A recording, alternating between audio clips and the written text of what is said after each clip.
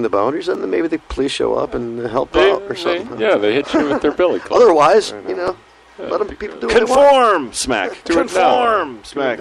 Bleed and conform, If smack. we don't do something, people are going to do what they want. Do we get to the point where he's like, oh, we're going to be really busy now? People don't think we're going to do any work, with less crime? Yeah. Like, look, he's like... I love that. I know. So desperate. There's going to be so much more work to do because there's going to be All all this these crime. We need to People are hire gonna more rob police people. Hey, man, they're going to be walking next to Ted Nugent, stepping over dead Jamie's going to bodies. be prostituting himself for marijuana. It's going to be hard. Well, I could also use the extra cash right now, too. That's good. It's a ways to go before the program begins, but I guess get in practice. Yeah, you might get as well. started. Might as well. Jesus. Nasty. Practice makes perfect. All right, let's see what Wrigglesworth got. Enforcement. Drugged driving or high driving is just like drunk driving.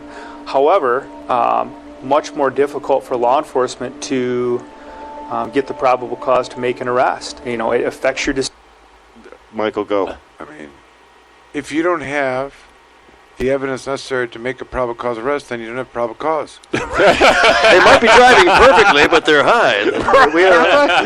We have to figure out a way to get them anyway. We flip our lights out a couple times and scare them. We zoom up on their heads. The shit out of them. Try to get them out of the lane a little bit, We got to induce them to behave badly. That's what you have to do. Oh, they're so careful, it's dangerous. My biggest concern is that when we're around them and they're driving, we can't tell that they're high. And I know that they are. Yeah. And I know they're really driving badly, but I just can't see it. You're driving dirty. Oh, this is so funny. I mean, gosh. decision making, your reaction times.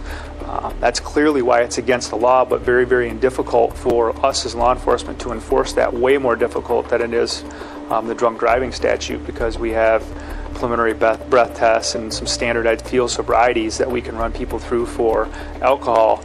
Extremely more difficult for us to detect somebody that's driving that's high on marijuana. Yeah, they can pass our field sobriety test. It makes it very difficult. Damn it. So I got to tell you, I was just at it's a science symposium at the University of Michigan this last Saturday. It's a special cannabis and endocannabinoid in the human body thing. And they talked about this. And they talked about how cannabis can slow down the reaction time in your brain so that when you see something, you react a little bit slower. They talked about the time that it slowed down in the picoseconds, right? In the picoseconds, like a hesitation on the part of a neuron to fire.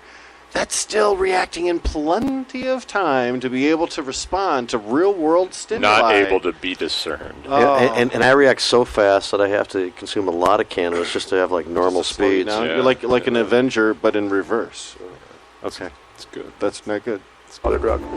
People will stretch the boundaries. People will decide what they can and can't do as far as smoking. And that's scary because there's a domino and a ripple effect to that. Then other people see that, other people start doing it. I want to go back to the driving because Rick left off with the Microphone. Sorry, Rick left off with the part about the driving. I want to go back to that because there's this is a there is things what I don't even know what he's complaining about. It's like there's going to be, first of all, and we talked about this, that the idea that if there really was a problem, you'd be able to point to it. It's not something that's going to evolve. There's going to be more people doing it. I mean, the people that, are going to use cannabis, and probably do it anyways. But, there's no, I mean, he can't even describe what his problem is here. It's just like it's this broad blanket. There's no, I mean, that wasn't because he's on the losing side of the argument, and he knows it. Your reaction time is much slower on Lyrica or some of the sleeping meds or any of those opioids than it would be on cannabis. Or alcohol. He didn't say anything about, Yes. he didn't give a reason. No, other than He said it's illegal. Right. That's the reason why it's illegal. Yeah. Right? Well, it's illegal. It's illegal. What is he talking about? That's really what I'm looking at. It's illegal because it's any you shidn't do things that are presence illegal. of a controlled substance is what's illegal. Yeah, but that's going to go away. This is what I was going to say. The idea, in a drunk driving case, they'll pull someone over for pulling out of with your lights not turned on, not using a light, and they're looking, license plate light. They're not turn signals, whatever. Pull you over and then just for whatever reason, fair when they get there. So And all of those things are generally traffic violations, right? Right. So, and they've always been able to, without any problems, to somehow draw that traffic violation to the alcohol. Without, the reason they turned the turn signal on was because they were drunk. Of course. The reason Makes they sense. didn't have their lights on when they pulled out of the parking lot is because They were drunk. they were drunk, not because they, Naturally, the kids The were reason forgetful is they were- or they were distracted. The reason Yeah. they were driving so straight was they were drunk. or the road, everyone assumes the road's straight, like roads, there's adjustments, whatever. But the point is that to prove impaired by something always begins with that. I mean, the traffic stop, Yes. the basis. So, what are they saying after that? So they have the bad driving theoretically when they get there, and then they don't have a way to tell. But theoretically, the dynamic here changes dramatically, and that's what they're scared of, right? Is this per se limit just doesn't exist. It's not easy Well, for they're- us to make those busts anymore. They're saying And- they don't have. They're not even saying that they have bad driving. I mean, if it's like No, if but it's No. this puts That's it not back the in point. the No. position you can put No. it in front of a jury and let the jury Listen, decide. anytime there's a drunk driving traffic stop, it's premised on there was some bad driving. Period. Okay. I mean, they're not just they can't smell the alcohol when you're driving by. I mean, if they see someone drinking. Oh beer, no, I you see what I'm agree. saying? I agree Okay, with you. so there's always going to be some bad driving. So Yes. the police At the start- contact initiated by their Of perception course, of your of poor course. behavior behind the wheel. And then, in addition to the bad driving, they're going to do field sobriety tests, which is evidence of intoxication. They're going to throw your car, or toss it. And then they're going to take breath or blood from you later on, which is additional evidence for. But when you go to trial, there's two choices. One is operating under the influence of alcohol, or operating with a breath alcohol level greater than 0.08. So the defense. There's a jury charge to say you can find the defendant guilty, and I'm telling you, you must find the breath test valid, presumptively valid. Meaning you got to undo its validity. So it's a very hard charge to win. You see what I'm saying? And you can imagine how juries, people, have been fed. I like to call it folklore of what the breathalyzer number means. If you hear 0.17, you say, "Well, you're pretty fucking drunk," but you don't really know what it means. You know what I'm saying? It's just kind of a thing, and if you're in a jury, you already know. You think of 0.17. You have no idea how you got there. You don't know what needs to be done to calibrate. Twice the legal limit. Oh no! Right. Well, that's what I'm saying. But that has been great. That's like the police's greatest effort. Click it or ticket. Yeah, it makes it super easy. Click it or That's ticket. why they want a of course he was nanogram drunk. limit for the cannabis. click it or ticket campaign. Yeah. People fucking fasten their seatbelts. The knowing what the alcohol level is and knowing what the thing is. That is a campaign that allows and invites convictions. That's for the jurors. You know what I mean?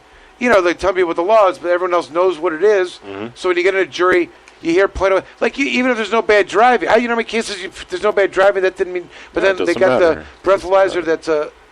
It's hard for the juries to then you're just fucked. obey the law. And they're As gonna per- do the same All right, thing. no, for but what I'm saying, their marijuana. complaint about the marijuana is, without a per se number, Right. they really have to go the yardage to have show to that the prove there driving was is always bad bad. But it driving. doesn't mean that those circumstances are not initiated by an allegation of some shitty driving. shitty driving. So the Right. question becomes, there's got to be something else you could see. What they need is they want to say, oh, we drew his blood. And he had a blah blah blah. So therefore, that and that go. See that's what they don't have. They know that is a huge problem of being able to make that. They need some law that says this is illegal, right? But that's an illusion that they like to portray. But here's the solution. It doesn't mean anything. I agree, but here's the solution. Every cop car out there has video. If you can't get bad driving on video, then it doesn't matter how the driver behaves when you pull him out of the car. So as far as in the past, Michael, they require all these other the blood alcohol and everything else too. if you want to get a conviction on bad behavior for driving, videotape the car in that behavior. Easy. It's so easy. I mean, it's it's more simple than anything else. Here's the story. They do. Cop doesn't even need to get out of his car. No, I'll tell you what happens. They'll follow them. What happens? They'll follow somebody when they see an infraction, then turn the lights on. What's supposed to happen is the video camera actually will jump back, which is weird to say, in minutes when it wasn't being recorded. There's a buffer. It's like 3 to 5 minutes usually. So so they'll actually get the seconds immediately before, but it may not observe all the good driving before that But what certainly happens is you get to see the driving after the pullover, which is more. I mean, it's an interesting dynamic too because it's not them driving without God looking at you. Well, you know what I mean? From a now criminal God defense is looking at you. How are you going to drive now? Because now you're under super. You're too stressed out But I still feel like all of that video evidence that's available should be the thing that we need as a community to say, look, you had the ability to record us doing badly, and you didn't do it. Is that usable in court? Can you say, look, your video camera worked, and you couldn't record this person doing anything poorly. You don't have a blood test. Wow. I'm catching this little I think we should caveat get here. it, though. Sometimes they pull somebody over if there's not using a turn signal or something like that, not necessarily doing something that's wildly off the wall or dangerous or No, Jamie never uses his turn. going over the lane 3 times or speeding up and slowing down or the different things they may look out for that may be because somebody's not quite of the right mindset or whatever to be driving. They're modified. So sometimes when they pull them over and for a minor technicality or something like that, then they try to dig deeper and find out these issues. But it wasn't really because they saw the person being dangerous or anything. Well, look, if there's ever been one time where they pull over someone that doesn't, all 4 tires don't come to a complete stop at a stop sign, and someone's leaving a house, and they pull them over, they blow up, 0.17. It's just my number I'm using tonight. I mean, that happens. So the question is, would they have been able to drive home? Would they be, who knows? But once they're in the car with this thing, it doesn't matter how bad they were driving, because now they've got them above this level, right? So they get to the person's got that using marijuana. They have to show that once they blew through the stop sign, it's all relevant. They get them out of the car. Because the problem is there's really no field sobriety test. They don't really have anything. Well, correct me if I'm wrong, but this is all about escalation, right? Because if you get somebody for a no-turn signal, you can always write them for no-turn signal. But what they want to do, Michael, is to get them for that next infraction, right? The misdemeanor. The operating while intoxicated, operating while impaired, operating with open intoxicants in the vehicle, whatever the additional charge they can tack on. Because for the original infraction they pulled them over for, they could secure some kind of action at that point. So it's all about upselling them on the crime scale. Well, you're right. It's an interesting legal rubber meet in the road there. I think most officers are trained to, I've heard this said, on an information belief, I would say, get the most out of the arrest, get the most out of the traffic stop. You'll see police officers are trained to stick their head in the car, so don't leave your window open. Don't invite them in to smell, look around at your car, and they will do. You'll see them looking around. And don't talk to them. Well, they're allowed to do all of that, but what they are not allowed to do is detain you or keep you at that location for a period of time longer than the purpose for which they pulled you over. They can't turn, not full stopping at a stop sign into an investigation. Yeah, they routinely do, though, and it's because people don't know their rights. Well, it's difficult to assert your rights. I have been in many roadside situations where I said, officer, and he said, no. Right? And that's all there was to it. Then my knowings of the law was irrelevant because he was the authority there and I was not. So things went the way that he wanted, not because they were right, but because I had no authority in the situation. So you can't assert yourself with the police on a standard roadside stop, no matter what you know. Well, it's very rare that any kind of assertion beyond kind verbal could result well, unless you're really prepared to dig in. Kind verbal is not my specialty. Well, it's a. You usually don't want to yell at the cops. Some people can do it. Tell them they're wrong. Not yelling, Yeah, but just they don't certainly. like You stupid pig, you don't know. That's wrong. Don't do that, kids. Yeah, don't do that. Don't do that. But they could always smell marijuana and then it's over. That's not marijuana. That's not marijuana you smell.